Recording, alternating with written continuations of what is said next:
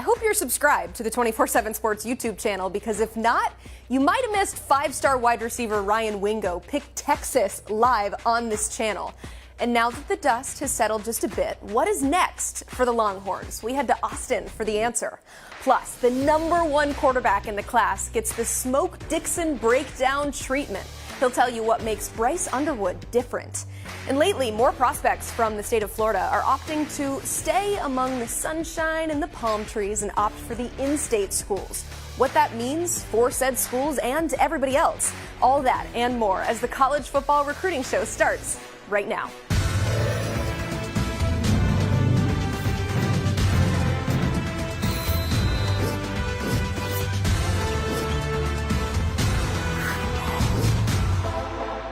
Alongside Blair and Gulo, I'm Emily Proud. Submit your questions in the chat and please subscribe to the 24/7 Sports YouTube channel. 240,000 of you already have.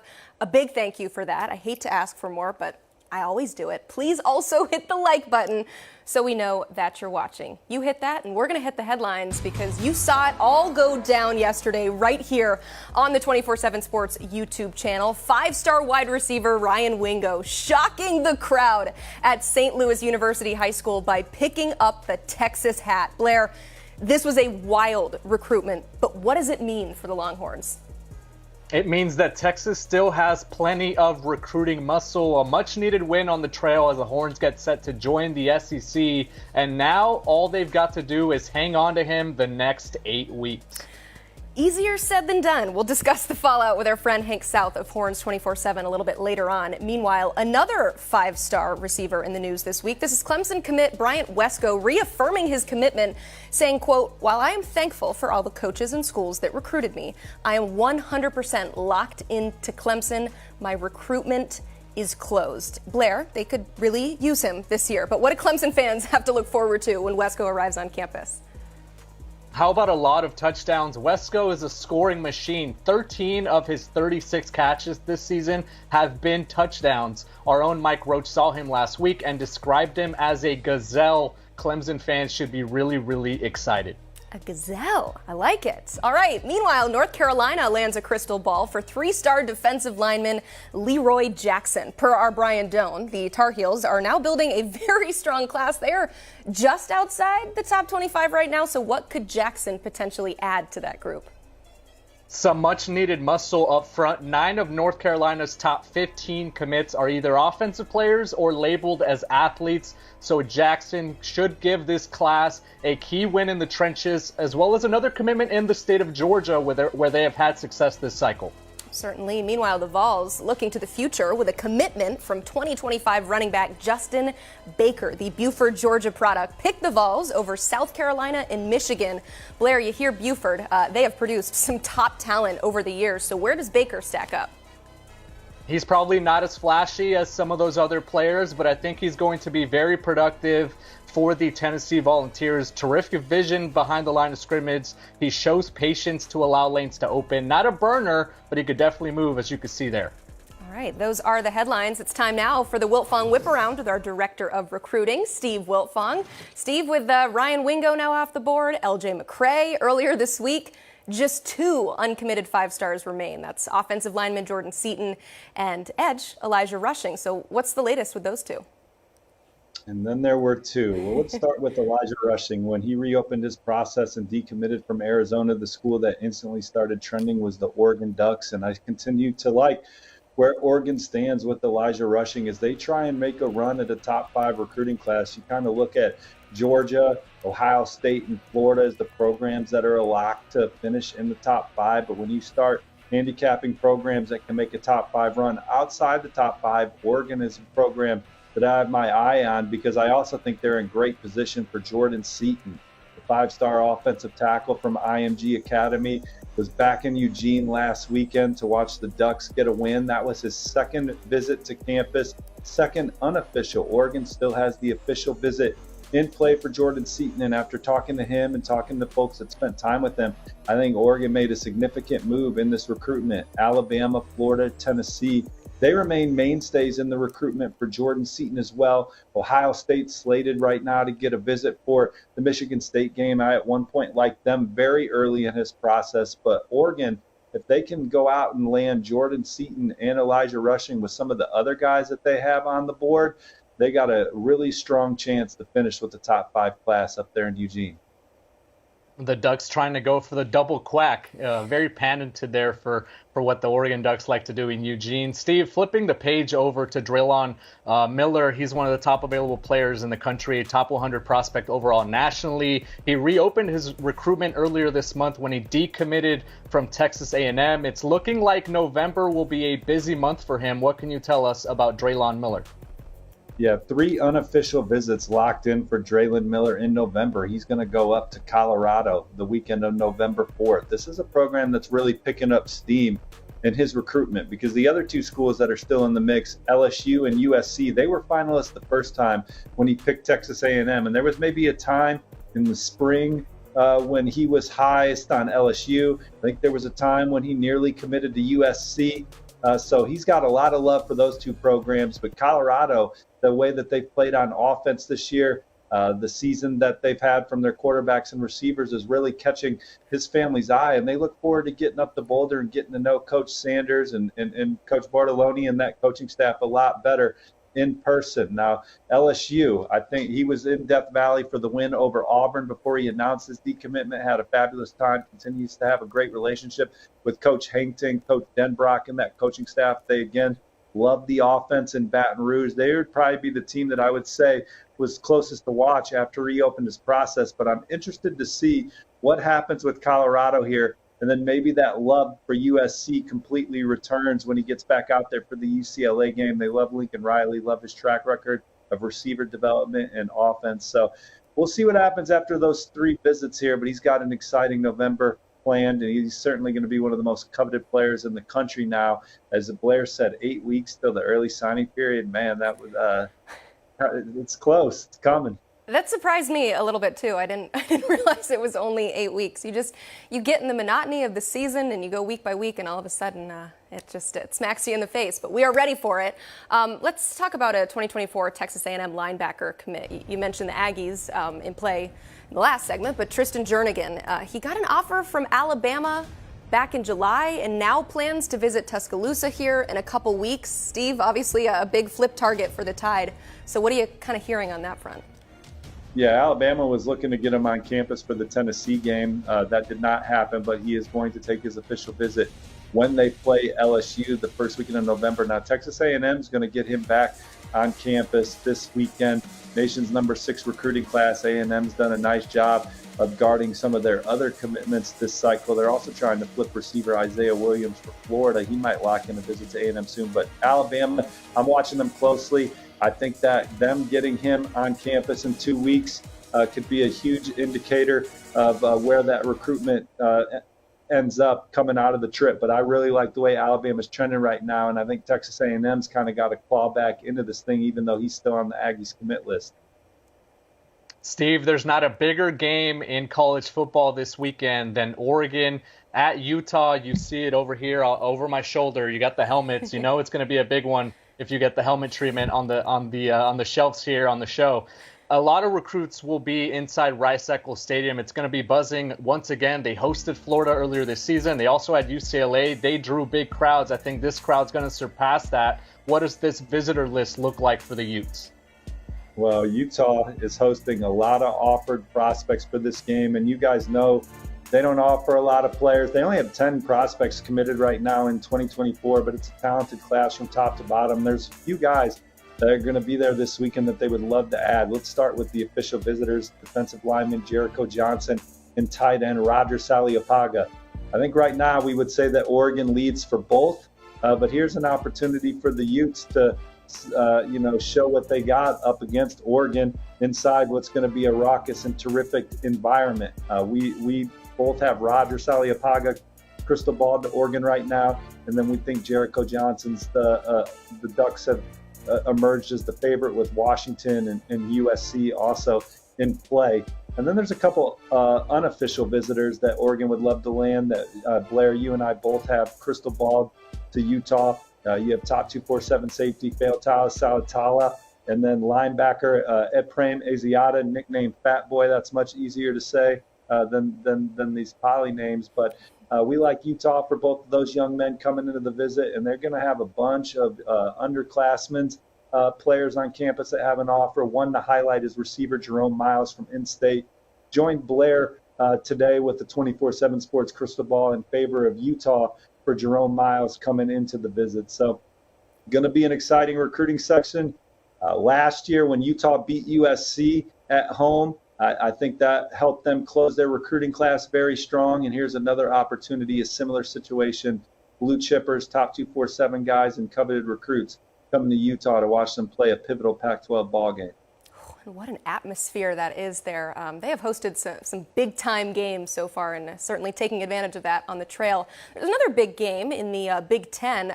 Don't look now, but Luke Fickell's Badgers lead the West, and this weekend they're set to host one of the top teams in the East, that is the third-ranked Ohio State Buckeyes. So big games, of course, always mean big visits. Who are some of the headliners coming to Camp Randall this weekend?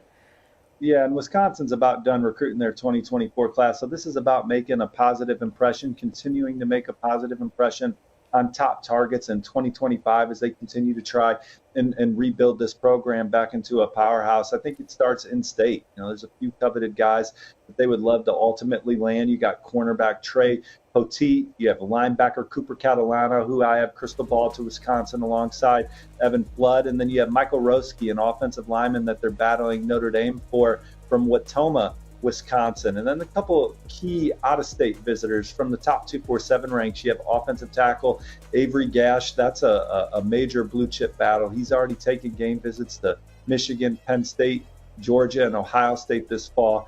And then Tariq Hayer is a cornerback from Washington, D.C., St. John's, who's in our top 100 at 24/7 Sports. Wisconsin had him back on campus in the summer. There's not a program that's doing a better job recruiting him than Wisconsin right now. And then two more names to highlight from Indiana: Eugene Hilton Jr. from Zionsville, Mason Alexander from Hamilton Southeastern are guys that have been talking highly about Wisconsin this fall to me. And I know they've been really looking forward to getting up to Madison for this big game against Ohio State. So Wisconsin hosting a ton of talented guys. Running back Chad Gasper from Texas is a guy that's a return visit that they love. And then Quanell Farrakhan Jr., who's a teammate of their quarterback commit in 2024. Mabry Matower is going to be up there. So Wisconsin, they're going to shoot their shot. Night game, Camp Randall, big-time environment, jump around. They're hoping that they can play well and show these recruits what this program's capable of on the field on Saturday night.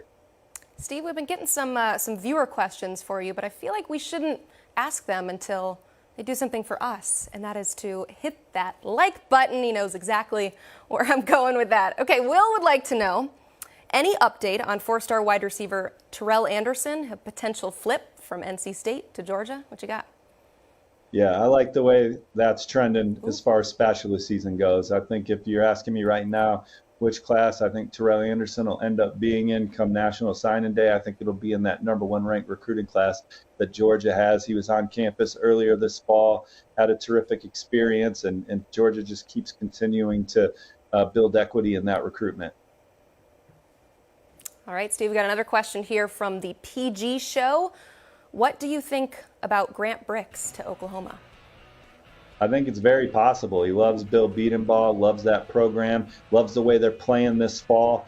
Grant Brix is from a small town. Nebraska's close to home. Matt Rule and that program have also done a good job of showing him a great potential future. So that's kind of what Oklahoma's up against, in my opinion. But Bill Beatenbaugh, Brett Venables, Oklahoma, they definitely have impressed Grant Brix throughout this process, and they have a good chance to add him to what's a top 10 recruiting class. Oh, yeah, our friend Colin Kennedy from Sooners Illustrated, who was on a couple weeks ago, said a very similar sentiments. We'll continue to track that. And Steve, we know you'll be all over it. Thanks for being here today. You can check out more of his work on 247sports.com. And as always, to catch maybe some past Wiltfong whip-arounds that you might have missed, you can check out the 247 Sports YouTube channel. Also, once again, if you would, subscribe so you don't miss a thing. I'll be committed to the University of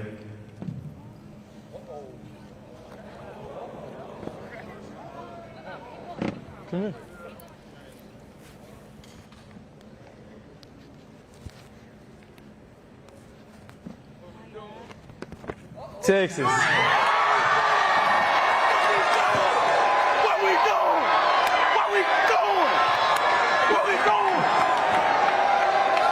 People were pretty excited about Wingo Wednesday. It was absolutely wild. So here to help us break down what it's next is Hank South of Horns247.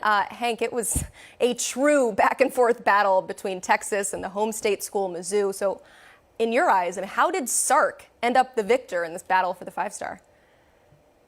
Yeah, I asked a source that yesterday, because there was a lot of buzz towards Mizzou in the last couple of weeks for Ryan Wingo. That's where the crystal ball was pointed. That's where pretty much the entire industry expected him to go. The source I asked said, we didn't do anything different. We just stayed the course. And that's kind of what exactly you have to do with a recruit like that. Even with him committing to Texas, Texas still is going to have to recruit him like he's an uncommitted recruit. Mizzou's not going to stop coming after him. They're still going to try to flip him. I'm sure other schools will still try to stay involved as well. But, I think, Texas just, sold what they had to offer, an opportunity to play early in Austin, with the guys they're potentially leaving. Obviously, Steve Sarkisian's offense, the way they can scheme him open, the ability to get him the ball, I think he really enjoyed that. And obviously the chance to, catch passes from Arch Manning or Malik Murphy, depending on who's the quarterback, or even, if Quinn Ewers is the quarterback next year, whoever's throwing passes, it's a talented guy back there. So I think all those combined, his relationship with the staff, Chris Jackson, the wide receivers coach, has an NFL on his resume, and that was big for Ryan as well. I think all that kind of combined really, tilted the scale towards Texas in the end. We've seen the impact that Xavier Worthy has had on that offense, and obviously that dates back to when he was a true freshman. Guys like Jordan Whittington and Jatavian Sanders, and even out of the backfield catching balls were Bijan Robinson and others. Hank, when you think about the future for Ryan Wingo, how does he fit into this Steve Sarkisian offense? Yeah, I think he's exactly kind of that X receiver you look at, the guy with that size speed combo that can be physical, that can get open, that can go and win those one-on-one matchups. He's a big kid. He's 6'2", 205. And, you look at what's going to happen next year, you're likely seeing Worthy go to the NFL. You're likely seeing Adonai Mitchell go to the NFL. Jatavian Sanders, the tight end, could go. And then Jordan Whittington is out of eligibility. So, that's a lot of production, that Texas is going to be losing on its offense. And they've recruited the wide receiver position well. They have Jonte Cook, who's probably going to be wide receiver 1 next season. They have DeAndre Moore. They have Ryan Niblett. But a guy like Ryan Wingo can come in, especially if, he can get in, learn the playbook, acclimate himself to that college structure in the system. I wouldn't be surprised to see him make an impact immediately next fall as Texas enters the SEC. Big move for Texas ahead. You mentioned how Ryan Wingo is ready for that next level, and we like to kind of follow the tea leaves to see when one guy commits, who potentially follows him. But Texas still having to continue to commit Ryan Wingo, as you said. So who is next maybe on Texas's wish list? Yeah, it's funny, after the Alabama win, all the Texas fans have been asking, when's the recruiting momentum going to start? And, since that win, it hasn't been a ton of commits, but the 2 commitments they have earned are 2 5-stars, so that's pretty good. But no, it is always about what's next, who could commit next. And I think, you look at the recruiting board, and I don't think there's a bigger target going forward with Wingo now committed than Kobe Black, the 5-star cornerback from Waco. That's a position that Texas, really needs to close on. Obviously, we've seen some struggles in the secondary the last few weeks, at least particularly last week against Houston. They're kind of banged up in the secondary, so looks like there could be some competition there this spring. Depending on roster attrition, what happens with that. But that's a spot Texas really wants to close strong at. Kobe Black likely going to play safety at Texas if he does end up. He's actually trending heavily to the Longhorns, and I think he could be maybe that next guy up in terms of uncommitted guys that ends up in the class. I think he's slated to be back on campus for the K-State game at the beginning of next month. There's other guys like DeAndre Carter, the 4-star interior offensive lineman from Mater Dei High School out in California. He's actually committed to Auburn, but Texas is working really hard to flip him. They got him on campus during that Kansas weekend at the end of September for an official visit. He'd already committed to Auburn, so certainly the lines of communication are still open. And it sounds like Greg Biggins had a good story up earlier this week, or I think last weekend, that he's still kind of mulling things over. He's not totally sure on what he's going to do. So Texas has certainly given him something to think about. about. His teammate Brandon Baker is committed to Texas, so you got that in-house recruiter there, and Kyle Flood and Steve Sarkisian, they've really set up themselves nicely at Mater Dei High School, with the guys they're getting there and slated to potentially get in the future. Other guys like Solomon Williams, the 4-star edge rusher. That's a position Texas wants to close on. Oregon, Texas A&M, Alabama, those are kind of the other schools in play for him. But yeah, it's going to be a fun run up to signing day with the guys they're still in play for, and particularly considering most of the guys they're still recruiting outside of Williams and Kobe Black are committed elsewhere. So, it's going to be an interesting, potential spatula season, as Steve Wilfong says. We sure do love spatula season, and we know that if it hits Texas, you will be all over it. Hank, thank you so much for being here today. You can check out more of his work at Horns247. You can track all the fallout from this big commitment and maybe what could be next for the Longhorns. He threw a lot of names out there. It ain't over yet, though, so check it all out at horns247.com. We have been telling you all about the ongoing recruitment of 2025's #1 quarterback in Bryce Underwood and how he's being courted by schools all across the country. Well, we want to focus more on the why. The Belleville, Michigan quarterback is a top 5 player nationally and the #1 player in his state and at his position. Our analyst Smoke Dixon digs a little bit deeper into what makes Underwood such a special and unique talent with this film breakdown. Let's get a little film study today of Bryce Underwood, a unicorn, meaning he's a super and elite athlete, but he plays the game from the shoulders up, meaning he's an elite processor with the ability to throw in rhythm, with timing, placement, and touch. This young man is a passer of the football. The first play we're going to look at. He comes out and he understands that right now he has a 1-high defense, meaning a safety in the middle of the field, and that he understands the structure now of the defense is man-to-man because the indicators that the corner, slot defender, and the slot defender that are giving his 4 receivers in a 2x2 set is now man eyes, meaning that he has man-to-man. The route concept that he's trying to throw is a hitch with a 7 route outside. Just a glance outside of this hash right now. And as he sees the linebackers, he understands that these linebackers are now coming on the blitz. His receiver now takes a jab step, meaning he took 1 inside to get outside leverage on that defender. Defender's hips are squared. Now he understands that he can let that ball go and drop it right there about 2 yards off of the sideline in a perfect bucket. He had the mindset to understand that my 1-2 weren't open, but I have the ability with this right arm to drop it into the bucket and make a perfect timing and placement throw in order to get that touchdown. Now let's get to the second play. The second play, it's a 3-by-1 formation with the running backs offset to his left. It's a 2-high safety look, meaning there's 2 coverages you can go to, cover 2 or cover 4. In this instance, they're in cover 4. Now, the linebackers have this curl flat, and this hook player now turns to number 3. Now, what he did was he threw a 2 ball. That means a layer shot over this defender with the ability to put it on his backside hip to run him away from this guy to give him a blow-up shot, or if he throws it a yard over an interception, throw it away from this defender, not to get him blown up, and drop it perfectly in the bucket. This is not going to be a touchdown. This is going to be a first down and not get this guy killed. With that, he just showed you that he has the ability to throw it a 2 ball. That means throw it over a layered defender with accuracy, placement, and timing with enough to sit him down in a zone, not to get a blow-up shot or 1 yard off would have gotten that interception.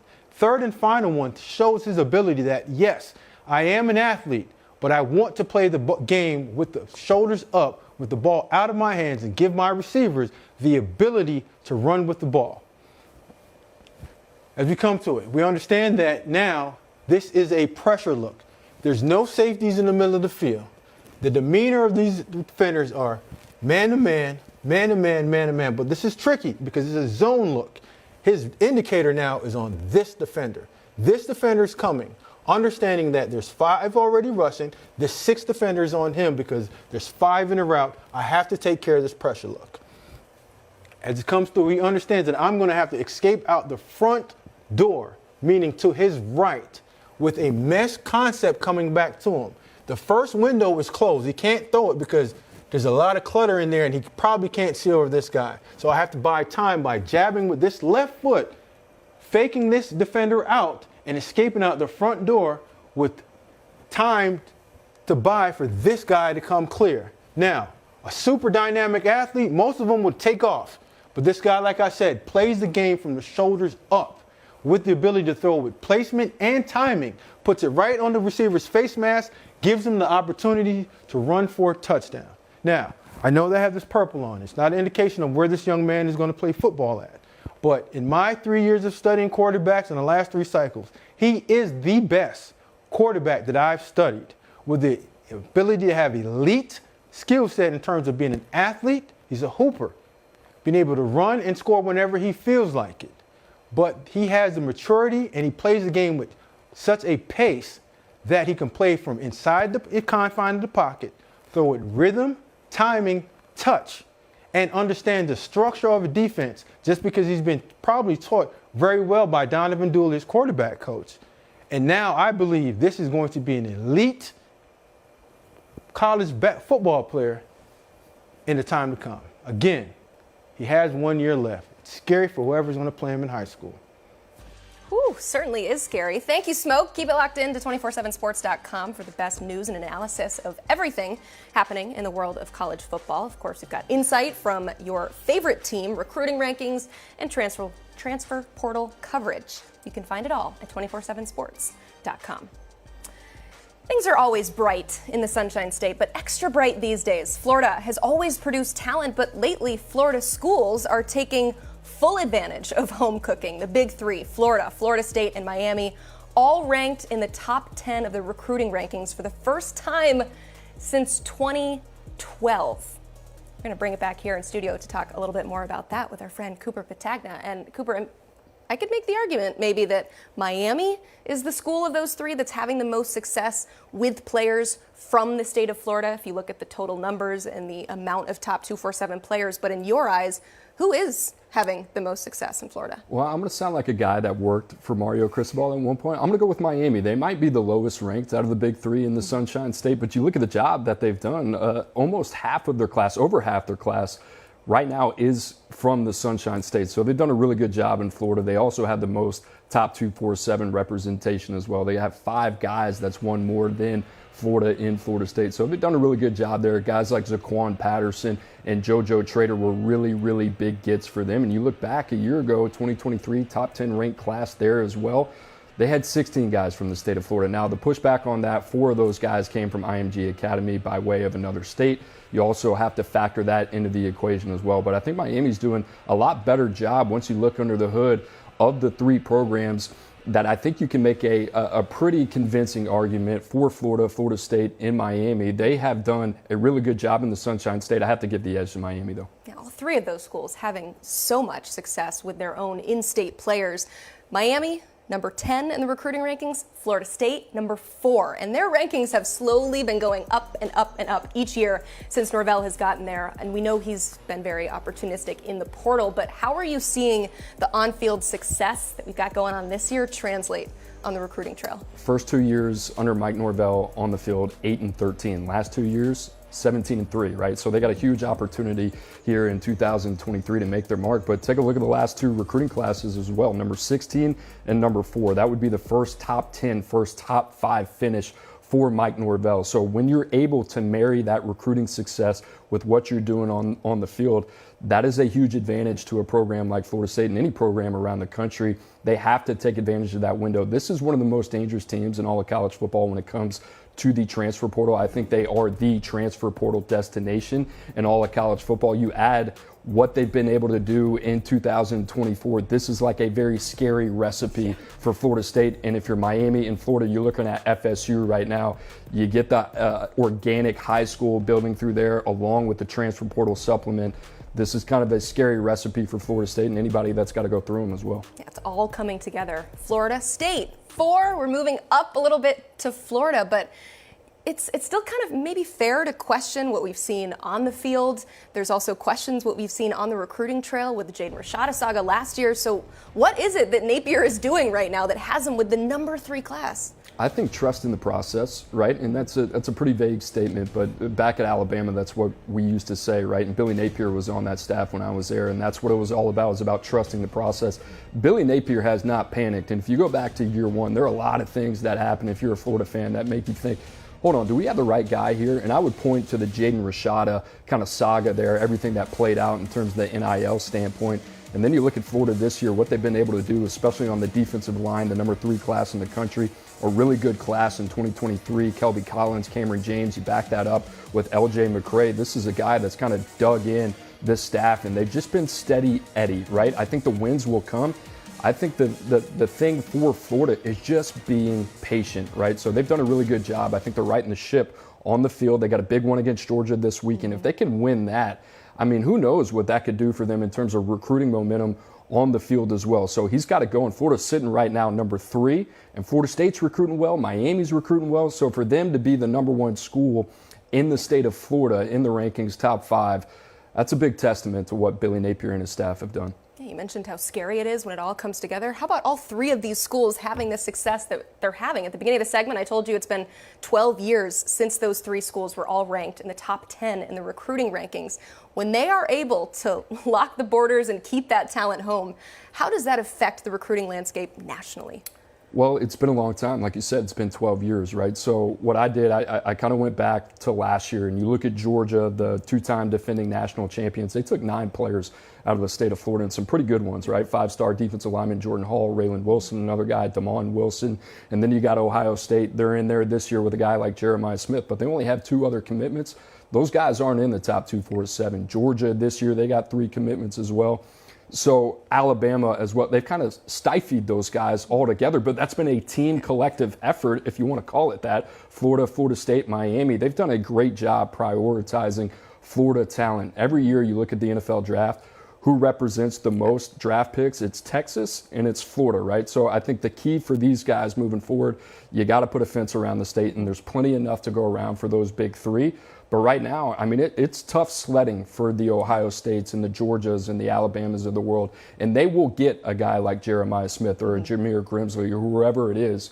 But you can't let them make a living there, right? That's got to be the difference. And I think those 3 programs, as it shows where they are ranked, they're having a lot of success on the field, off the field as well. The other thing, they're all aligned. They're all financially invested in this, and I think that's the other thing that's a great equalizer when you look at those 3 schools. Yeah, it's going to be interesting to see what the fallout is from all of this as those schools continue to build up in the recruiting rankings. It's always felt like a sitting giant, right? A sleeping giant. They were, as soon as they figured it out, it was going to be scary. Cooper.